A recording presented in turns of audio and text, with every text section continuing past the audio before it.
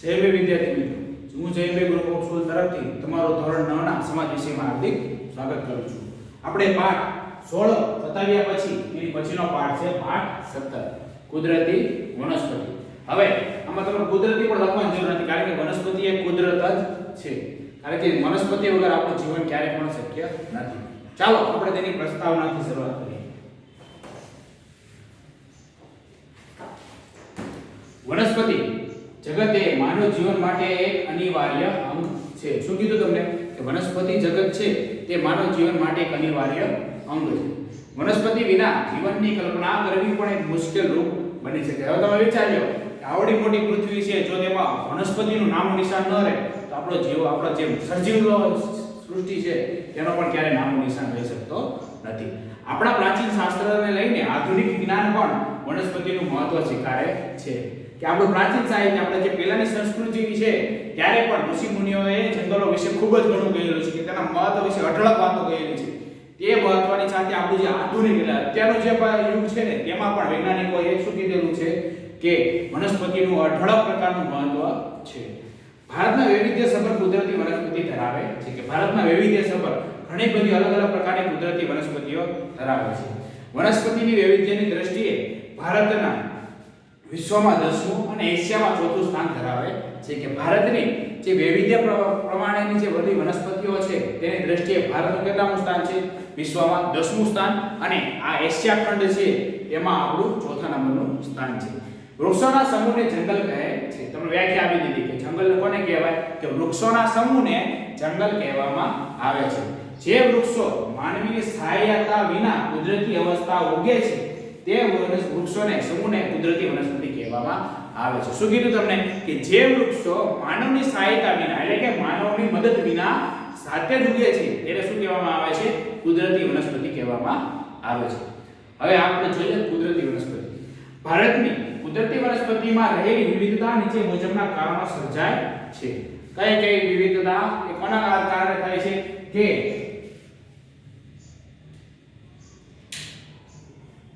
આપણે શું કીધું કે ભારતની કુદરતી વનસ્પતિમાં રહેલી વિવિધતા નીચે મુજબના કારણોથી સર્જાય છે. પહેલું જોઈએ આપણે ભૂપૃષ્ઠ.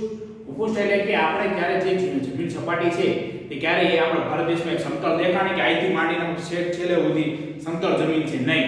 અમુક વિસ્તાર છે કે એવા કે મેદાન પ્રદેશ જોવા મળે, પણ આપણા ભારતની સંસ્કૃતિમાં કેવું છે, આપણા ભારતનું ભૂપૃષ્ઠ કેવું છે કે અમુક ઢોળાવવાળો છે, અમુક ઉચ્ચ પ્રદેશ છે, અમુક ઊંચા પહાડ છે, એટલે આપણો ભૂપૃષ્ઠ એક સરખો નથી. જમીન પણ આપણી એક પ્રકારની સરખી નથી. તાપમાન આપણા અમુક વિસ્તારોમાં ખૂબ જ ઠંડી છે અને અમુક વિસ્તારોમાં ખૂબ જ ગરમીનું પ્રમાણ છે, એટલે આપણે તાપમાનમાં પણ વૈવિધ્ય જોવા મળે છે.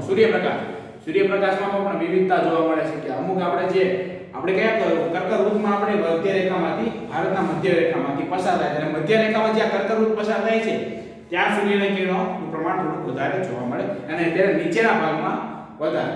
વરસાદનું પ્રમાણ આપણે અમુક વિસ્તારોમાં વરસાદ પડતો પણ નથી અને અમુક વિસ્તારોમાં ખૂબ જ વધારે વરસાદ જોવા મળે છે. ભેજ અમુક વિસ્તારોમાં ભેજનું પ્રમાણ સારું છે અને અમુક વિસ્તારોમાં ભેજ એટલે શુષ્ક આબોહવા જોવા મળે છે. ચાલો જોઈએ. ભારતના પર્વતો, ઉચ્ચ પ્રદેશો, મેદાનો, રણ પ્રદેશો એ વિવિધ પ્રકારની ભૂપૃષ્ઠના કારણે કુદરતી વનસ્પતિની વિવિધતા જોવા મળે છે. કઈ કઈ? કે પર્વતો, ઉચ્ચ પ્રદેશો, મેદાનો, રણ પ્રદેશો તેમજ વિવિધ પ્રકારની ભૂપૃષ્ઠના કારણે કુદરતી વનસ્પતિમાં પણ વિવિધતા જોવા મળે છે. ભારતમાં વિવિધ પ્રકારની જમીનો આવેલી છે. આપણે જમીનની વાત કરેલી છે કે શું? કે આપણે જેમ કે કાંપાળી, કાળી, પહાડી, રણ પ્રદેશની જમીનો વગેરે જમીનો આપણે અહીંયા આવેલી છે. કઈ કઈ? કાળી છે, કાંપવાળી એટલે કાંપવાળી જમીન, ફળદ્રુપ જમીન, રણ પ્રદેશ વાળી જમીન. આમ જમીનમાં રહેલી વિવિધતા પણ વનસ્પતિના જીવનમાં વૈવિધ્ય લાવે છે. શું કે જમીનમાં રહેલી વિવિધતાના કારણે પણ આપણે જંગલોનું વૈવિધ્ય પ્રમાણમાં જોવા મળે છે. ભારતમાં હિમાલયના ઠંડા પ્રદેશ તેમજ દક્ષિણ ભારતના દ્વીપકલ્પ વિસ્તારમાં તાપમાન, ભેજમાં રહેલા તફાવત પર કુદરતી વનસ્પતિની વિવિધતા જોવા મળે છે. કે ભારતનો જે ઉપરનો એટલે ઉત્તરનો જે હિમાલય વાળો પ્રદેશ છે ત્યાંથી લઈને દક્ષિણનો છેડાવાળો ભાગ ત્યાં સુધી આપણે ઘણી બધી પ્રકારની વિવિધતા વાળી વનસ્પતિઓ કુદરતી વનસ્પતિઓ જોવા મળે છે. કોઈ પણ પ્રદેશનો મળતો સૂર્યપ્રકાશ તે પ્રદેશના અક્ષાંશ અને સમુદ્રની તેની ઊંચાઈ પર આધાર રાખે છે. શું? કે કોઈ પણ પ્રદેશનો સૂર્યપ્રકાશ એ તે પ્રદેશનો અક્ષાંશ, એટલે આપણે ઉપર કયો અક્ષાંશ આપણે પસાર થાય છે? કર્કવૃત. તે અક્ષાંશ અને સમુદ્રની સપાટીથી ઊંચાઈ એટલે સમુદ્રથી તે કેટલો દૂર આવેલો છે તેની ઉપર ખાસ આધાર રાખે છે. વધુ વરસાદ અને વધુ સૂર્યપ્રકાશ મેળવતા પ્રદેશમાં વનસ્પતિઓ ઝડપી વિકાસ પામે છે કે જ્યાં સારો એવો વરસાદ મળતો હોય અને સારા એવો સૂર્યપ્રકાશ મળતો હોય તે વિસ્તારમાં જંગલો કે વનસ્પતિ કુદરતી વનસ્પતિ વધુને વધુ સારી વિકાસ પામે છે. આમ સૂર્યપ્રકાશના કારણે પણ વનસ્પતિમાં વિવિધતા જોવા મળે છે કે સૂર્યપ્રકાશના કારણે પણ ઘણી બધી પ્રકારના વનસ્પતિઓમાં વૈવિધ્યસભર જોવા મળે છે.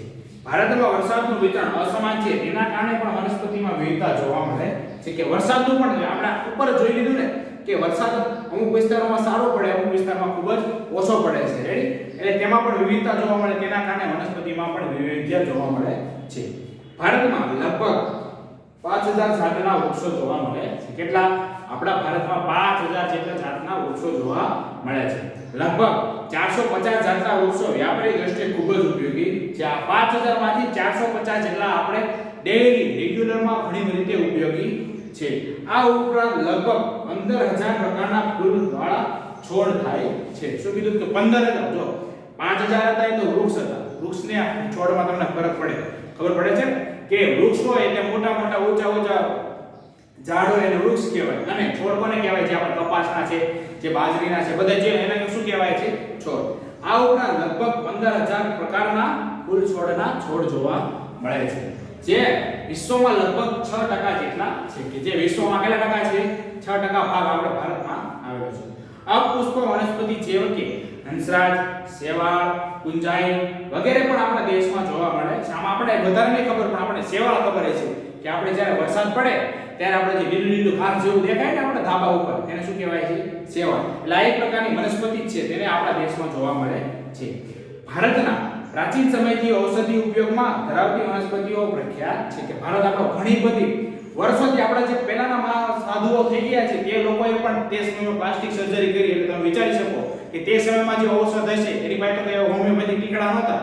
તે એક પ્રકારના પોતાને વનસ્પતિ દ્વારા જ પોતાનું ઔષધિ બનાવતા. એટલે તે સમયથી આપણે ઔષધિ કાળ તરીકેથી અત્યાર સુધી આપણે તે ઔષધિ વનસ્પતિનો ઉપયોગ કરતા છીએ.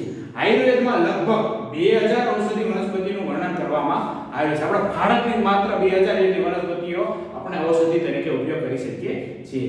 આમ કહી શકાય કે ભારતીય વૈવિધ્યસભર કુદરતી વનસ્પતિ ધરાવે છે કે આપણો ભારત દેશ એ વૈવિધ્યસભર વનસ્પતિ ધરાવતો દેશ પણ આપણે કહી શકીએ છીએ. જેમાં બધી વસ્તુ ઇમારતી આપણે ઉપયોગી લાકડાથી માંડીને એવી ઘણી બધી ઔષધિ વનસ્પતિ કે ઘણી બધી ફૂલ છોડવાળી વનસ્પતિ કે જે આપણે આપણા રોજિંદા જીવનમાં પણ ઘણી બધી ઉપયોગી છે.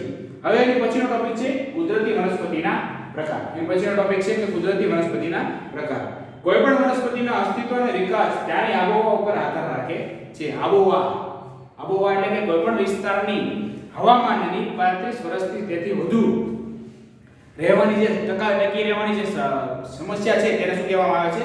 જો તે ઋતુ 35 વર્ષથી વધારે સમયમાં ટકી રહે તેને શું કહેવામાં આવે છે? તે વિસ્તારની આબોહવા. એટલે તેની આબોહવા ઉપર ખાસ અસર ધરાવે છે કે આપણા વનસ્પતિ.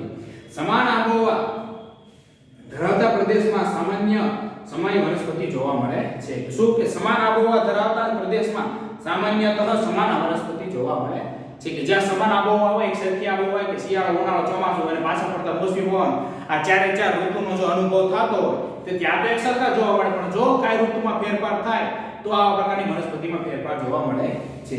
આવા પર્યાવરણીય સમસ્યાઓ ધરાવતા પ્રદેશમાં કે પ્રદેશના સમૂહને કે જૂથને કુદરતી વનસ્પતિ પ્રદેશ કહેવામાં આવે છે. કે પર્યાવરણીય સમસ્યા ધરાવતા પ્રદેશ કે પ્રદેશના સમૂહને શું કહેવામાં આવે છે? કુદરતી વનસ્પતિના પ્રદેશ સમૂહ કહેવામાં આવે છે. હવે તેના પ્રદેશ સમૂહ પણ આપણે વહેંચેલા છે. કયા કયા અને કેના આધારે વહેંચેલા છે? કે ઊંચાઈ, જમીન, વરસાદ અને તાપમાનને વિવિધ આધારે કુદરતી વનસ્પતિના 5 ભાગોમાં આપણે વહેંચેલી જોવા મળે છે.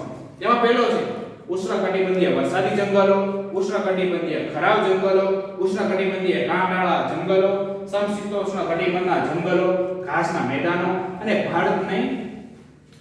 ભરતીના જંગલો. કયા કયા 5 જંગલો છે?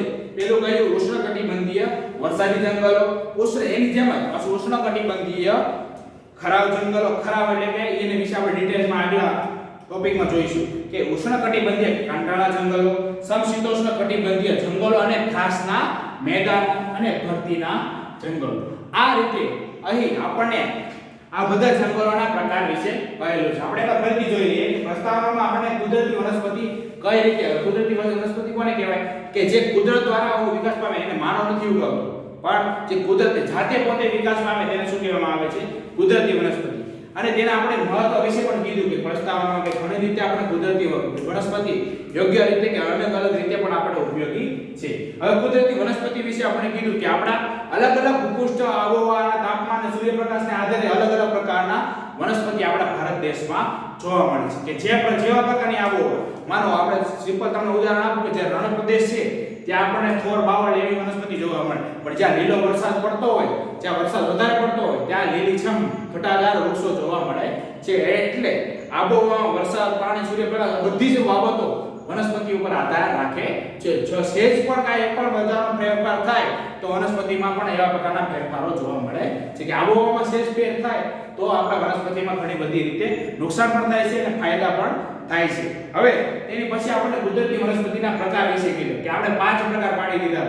ઉષ્ણકટિબંધીય ખારા જંગલો, કે પછી વરસાદી જંગલો, પછી કાંટાળા જંગલો, પછી સમશીતોષ્ણ ઉષ્ણકટિબંધીય જંગલો અને ઘાસના મેદાનો અને ફરતીના જંગલો. એટલે આવી રીતે આપણે આપણી આબોહવા અનુસાર આપણે અનુકૂળ 5 પ્રકારના વિભાગો પાડ્યા છે.